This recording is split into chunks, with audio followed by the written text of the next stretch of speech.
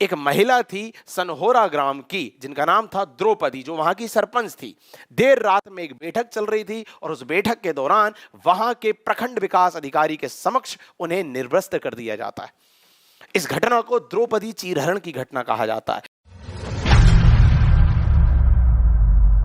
नमस्कार दोस्तों, मैं सुनील श्रोती केवीएस एकेडमी के इस ऑनलाइन प्लेटफॉर्म पे आपका स्वागत करता हूं। साथियों, प्रदेश यात्रा नाम की श्रृंखला चल रही है। हर जिले के हर उस जरूरी तथ्य को देखने का प्रयास कर रहे हैं जो पटवारी, इसके अलावा आने वाले अन्य एग्जाम और एमपीपीएससी प्रीलिम्स तीनों के हिसाब से अति महत्वपूर्ण है। साथियों, इस पूरे लेक्चर के नोट्स पीडीएफ फॉर्म में प्राप्त करने के लिए आप हमारे टेलीग्राम ग्रुप को जरूर ज्वाइन कीजिए, जिसकी जानकारी नीचे डिस्क्रिप्शन में दी हुई है। शुरुआत करेंगे आज के जिले की, जिसका नाम है राजगढ़। साथियों, किसी भी जिले को शुरू करने से पहले आप जानते हैं हम नक्शे के माध्यम से उस जिले से संबंधित 4 बिंदुओं को देखते हैं। पहला बिंदु हम देखते हैं कि ये जो संबंधित जिला है ये पड़ोस के किन जिलों की सीमाओं को स्पर्श कर रहा है। पहला जिला है गुना, दूसरा है भोपाल, तीसरा है सीहोर, चौथा है शाजापुर और पांचवा है आगर मालवा। 5 जिलों की सीमाओं को स्पर्श कर रहा है। इसके अलावा दूसरा बिंदु हम ये देखते हैं कि क्या किसी पड़ोस के जिले राज्य की सीमा को स्पर्श कर रहा है। तो पड़ोस में यहां आपको नजर आ रहा है राजस्थान, मतलब राजगढ़ जो है वो राजस्थान की सीमा को भी स्पर्श कर रहा है। तीसरा बिंदु हम देखते हैं कि किस पठार के अंतर्गत ये है। तो साथियों, ये मालवा के पठार का हिस्सा है। और चौथा बिंदु जो हम देखते हैं वो ये कि ये किस संभाग का पार्ट है। राजगढ़ जो है वो भोपाल संभाग का पार्ट है। मैं हर बार हर लेक्चर में बार बार दोहराता हूं कि इन बिंदुओं पर प्रश्न बनते हैं, बनते आए हैं और आगे भी बनेंगे। किस पठार में कौन सा जिला है ये पता होना चाहिए। कौन सा जिला पड़ोस के किस जिले को, पड़ोस के किस राज्य को छू रहा है पता होना चाहिए। कितने राज्यों को छू रहा है ये संख्या भी पता होनी चाहिए। अब जैसे इधर देखिए, राजगढ़ जो है वो मात्र एक राज्य की सीमा को स्पर्श कर रहा है, ठीक, पर कुछ जिले ऐसे हैं जो 2 राज्य की सीमा को भी स्पर्श करते हैं। कौन से हैं वे जिले, नाम जरूर बताएं कमेंट सेक्शन में। इसके अलावा मैं एक बात और स्पष्ट करता हूं कि जो जिला है पड़ोस के किन जिलों की सीमा को स्पर्श कर रहा है ये देखने के लिए आपको ज्यादा से ज्यादा नक्शे का अध्ययन करना पड़ेगा। आप इससे जी नहीं चुरा सकते। नक्शे का अध्ययन किस तरह करें, 1 घंटे बैठ जाएंगे कि आज हम नक्शा निपटा देंगे, इस तरह से नक्शे का अध्ययन नहीं होता। आपको नक्शे को अपने अध्ययन कक्ष में, जहां आप पढ़ते हैं, जहां आप ज्यादा समय बिताते हैं, वहां लगाना पड़ेगा। अनशेड्यूल्ड वे में, बीच बीच में, पढ़ते पढ़ते, दूसरे काम करते करते देखते रहना पड़ेगा। तब जाके नक्शे का अध्ययन होता है, नक्शा अच्छे से याद होता है। खैर, ये 4 बिंदु हैं, जरूरी बिंदु हैं, प्रश्न बनते हैं। आगे देखते हैं राजगढ़ से संबंधित इतिहास। साथियों, राजगढ़ जो है वो एक जिले के रूप में मई 1948 में ही गठित हो गया था। ठीक, मध्य भारत का जब गठन हुआ था उसके साथ। अच्छा, हुआ ये था कि यहाँ एक दीवान थे, दीवान अजब सिंह। उन्होंने राजगढ़ के पहाड़ी क्षेत्र में भीलों को हराया था। जो भील कम्युनिटी के लोग हैं उनको हराया था और उसके बाद एक महल का निर्माण कराया था। खास क्या था इस महल में, यहां पर कुल 5 मुख्य द्वार थे। नाम है उनके इतवारिया, भुड़वारिया, सूरजपोल, पनराडिया, नया दरवाजा। ये 5 नाम है। प्रश्न आ जाता है, बताइए ये वाला दरवाजा कहां से संबंधित है। ठीक, इसके अलावा खास ये है कि यहां पर 3 बहुत प्रसिद्ध और बहुत प्राचीन मंदिर विद्यमान हैं। राजेश्वर मंदिर, चतुर्भुजनाथ मंदिर, इसके अलावा नरसिंह मंदिर। तो ये सारे नाम पता होने चाहिए। कौन कौन से प्रमुख दरवाजे हैं यहां पर, किसने बनवाए, तो दीवान अजब सिंह ने बनवाए। ठीक, आगे देखते हैं। साथियों, झांझरपुर क्षेत्र जो है यहाँ का, यहाँ पर एक बड़ा प्रसिद्ध महल है, किला है। यही कारण है कि झांझरपुर के नाम से ही प्रेरित होकर इसका नाम पड़ा राजगढ़। ठीक, इसके अलावा एक बात और, ये पूरा जो जिला है वो 5 उपखंड और 9 तहसीलों में विभाजित है।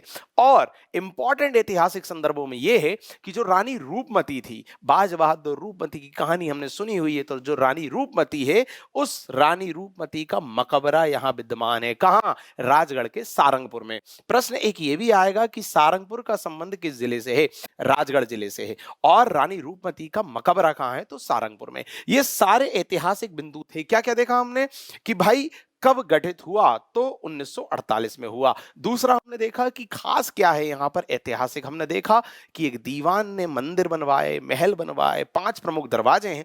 नाम पता होने चाहिए, प्रश्न आ जाते हैं। इसके अलावा रानी रूपमती का मकबरा विद्यमान है। साथियों, भौगोलिक संदर्भों में सारी वे ही बातें हैं जो हम पहले देख चुके हैं। पड़ोसी जिले हमने देखे थे, इसके अलावा पड़ोसी राज्य देखा था, राजस्थान, संभाग भोपाल, पठार हमने देख चुके, मालवा। एक इंपॉर्टेंट बिंदु वो ये है कि कर्क रेखा, हर बार स्पष्ट करता हूं कि कर्क रेखा जो है वो मध्य प्रदेश के कितने जिलों से होकर गुजरती है, इस पे प्रश्न बन जाता है।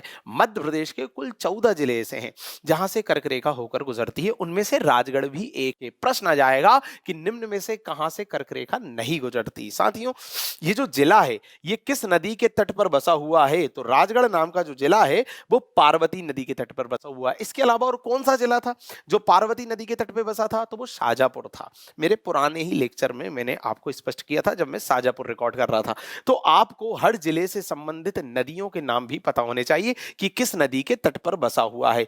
इसके अलावा हम देखें परियोजना, मोहनपुरा परियोजना क्या है? परियोजना में नेवज नदी पर है। लोकार्पण इसका हुआ था 23 जून 2018 में और देश के प्रधानमंत्री नरेंद्र मोदी जी ने इसका लोकार्पण किया। इसके अलावा कुंडलिया एक प्रमुख परियोजना है यहां पर जो काली सिंध नदी पर विद्यमान है। और तीसरी प्रमुख परियोजना है पार्वती रिंसी। साथियों, अभ्यारण्य की यदि मैं बात करूं तो प्रमुख अभ्यारण्य है यहां का नरसिंहगढ़ अभ्यारण्य। किस चीज के लिए प्रसिद्ध है? दोस्तों, मोरों का स्वर्ग कहा जाता है। प्रश्न आएगा, मोरों का स्वर्ग किस अभ्यारण्य को कहा जाता है? नरसिंहगढ़ अभ्यारण्य कहा जाता है। कहां है? राजगढ़ में है। और यहां कई रॉक आश्रय भी पाए जाते हैं। आगे देखें प्रमुख नदियां। साथियों, काली सिंध, नेवस, पार्वती, अजनार, गाड़गंगा, ये सारी नदियां हैं जो कि इन क्षेत्रों से निकल रही है। जैसे काली सिंध यहां के सारंगपुर क्षेत्र से संबंधित है, नेवज राजगढ़ और पचोड़ क्षेत्र से संबंधित है, पार्वती नरसिंहगढ़ से संबंधित है। मतलब इनको प्रभावित करते हुए निकल रही है। तो आपको ये वाला सेक्शन नहीं देखना है, आपको बस ये पता होना चाहिए कि इस जिले के आसपास से कौन कौन सी नदी गुजर रही है। इसके अलावा झील, झील इंपॉर्टेंट है, झील जरूर देखना है। झील में परसराम तालाब कहां है? नरसिंहगढ़ में है। चिड़ीखो नरसिंहगढ़, चापा नापानेर ब्यावरा और छापी डेम जीरापुर। साथियों, ये सारे तथ्य हैं। मैं फिर स्पष्ट कर दूं कि इस पूरे लेक्चर के नोट्स पीडीएफ फॉर्म में आपको हमारे टेलीग्राम ग्रुप पे उपलब्ध हो जाएंगे। प्लीज निकलवाइए, याद कीजिए, प्रश्न बनते हैं कौन सी झील, कौन सा तालाब किस क्षेत्र में है। आगे बढ़ते हैं।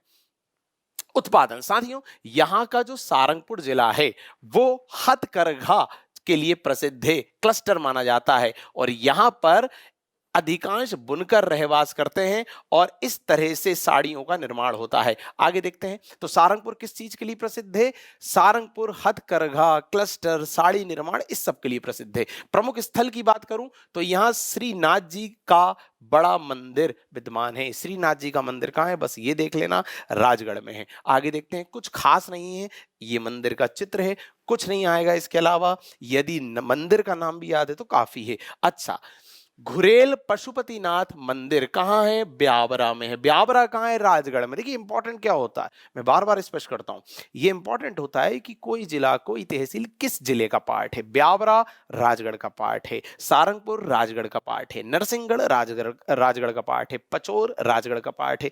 ये पता होना चाहिए। साथियों, घुरेल पशुपतिनाथ मंदिर। आगे देखें। शनि मंदिर खिलचीपुर भी यही विद्यमान है। कुछ अन्य पर्यटक स्थल हैं, कपिलेश्वर महादेव मंदिर, भेसवा माता मंदिर, तिरुपति बालाजी, वैष्णो देवी मंदिर ब्यावरा, अंजनी लाल मंदिर ब्यावरा, बड़ा महादेव, छोटा महादेव मंदिर, नरसिंहगढ़, कुंडालिया डैम, मोहनपुरा डैम। ये दोनों बहुत ज्यादा इंपॉर्टेंट है। साथ ही प्रश्न बनेगा, देख लीजिएगा आप, यदि बना तो इन दो पे बनेगा। कुंडालिया डैम बहुत इंपॉर्टेंट है, कहां है? राजगढ़ में है। और मोहनपुरा डैम बहुत ज्यादा इंपॉर्टेंट है, कहां है? राजगढ़ में है। दोनों जरूर कर लेना। प्रमुख घटना। साथियों, राजगढ़ में एक प्रमुख घटना हुई थी, द्रौपदी चीरहरण कहा जाता है। कहानी क्या है? कहानी यह है कि मध्य प्रदेश पंचायती राज अधिनियम 1994 ये प्रावधान करता है कि महिलाएं भी अपनी भागीदारी पंचायत में सुनिश्चित कर सकती हैं। और उसी के क्रम में एक महिला थी सनहोरा ग्राम की, जिनका नाम था द्रौपदी, जो वहां की सरपंच थी। देर रात में एक बैठक चल रही थी और उस बैठक के दौरान वहां के प्रखंड विकास अधिकारी के समक्ष उन्हें निर्वस्त्र कर दिया जाता है। इस घटना को द्रौपदी चीरहरण की घटना कहा जाता है। तो प्रश्न आएगा, द्रौपदी चीरहरण की घटना का संबंध किस जिले से है? राजगढ़ से है। किस अधिनियम से है? तो पंचायत राज अधिनियम 1994 से है। और किस ग्राम की वो सरपंच थी? तो दोस्तों वे सनहोना ग्राम की सरपंच थी। आगे बढ़ते हैं। एक जिला एक उत्पाद। साथियों, प्रदेश द्वारा, सरकार द्वारा, शासन द्वारा किसी जिले के किसी खास उत्पाद को राष्ट्रीय अंतर्राष्ट्रीय पहचान दिलाने के लिए एक जिला एक उत्पाद की श्रेणी में शामिल किया जाता है। राजगढ़ से संतरा एक जिला एक उत्पाद की श्रेणी में शामिल है। कुछ तथ्य देख लेते हैं। प्रदेश का पहला सौर ऊर्जा पार्क, मध्य प्रदेश का पहला सौर ऊर्जा पार्क गणेशपुर राजगढ़ में है। दोस्तों, राजगढ़ के ही पीलूखेड़ी में मध्य प्रदेश सरकार और केंद्र सरकार दोनों ने औद्योगिक केंद्र स्थापित किए हैं। पिछले लेक्चर में भी स्पष्ट किया था, उसके पुराने लेक्चर में भी स्पष्ट किया था कि मध्य प्रदेश सरकार, केंद्र सरकार राज्य के अलग अलग क्षेत्रों में औद्योगिक केंद्र स्थापित कर रही है ताकि यहां औद्योगिक गतिविधियां बढ़े। मध्य प्रदेश सरकार ने मध्य प्रदेश में कुल 26 औद्योगिक केंद्र स्थापित किए और केंद्र सरकार ने मध्य प्रदेश में 6 औद्योगिक केंद्र स्थापित किए। उनमें से एक यहां भी है, राजगढ़ के पीलूखेड़ा। प्रश्न आएगा, पीलूखेड़ी कहां है? तो पीलूखेड़ी कहां है? तो राजगढ़ में है। प्रश्न आएगा कि केंद्र सरकार ने मध्य प्रदेश में कितने औद्योगिक केंद्र स्थापित किए? 6 किए। राज्य सरकार ने अपने राज्य में कितने औद्योगिक केंद्र स्थापित किए? 26 किए। पता होना चाहिए, पीलूखेड़ी, राजगढ़। दोस्तों, राजगढ़ के ब्यावरा से प्रसंग नामक पत्रिका का प्रकाशन होता है। एमपीपीएससी हो चाहे पुराने मध्य प्रदेश के लेवल के एग्जाम हो, सब में ये प्रश्न बनता है, कौन सा पत्र, कौन सा समाचार पत्र, कौन सी पत्रिका कहां से निकलती हैं? तो प्रसंग नामक जो पत्रिका है वो ब्यावरा से निकलती है। यहां के नरसिंहगढ़ किले को साथियों कश्मीर ए मालवा कहा जाता है।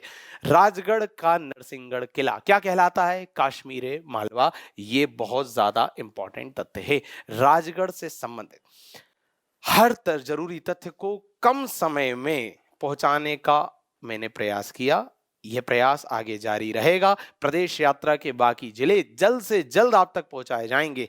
अपना प्यार, अपना सहयोग इसी तरह बनाए रखिए। कुछ सुझाव हो तो जरूर कमेंट कीजिए। कैसा लग रहा है इसके बारे में बताइए। हमारा हौसला बढ़ाते चलिए। बहुत बहुत धन्यवाद।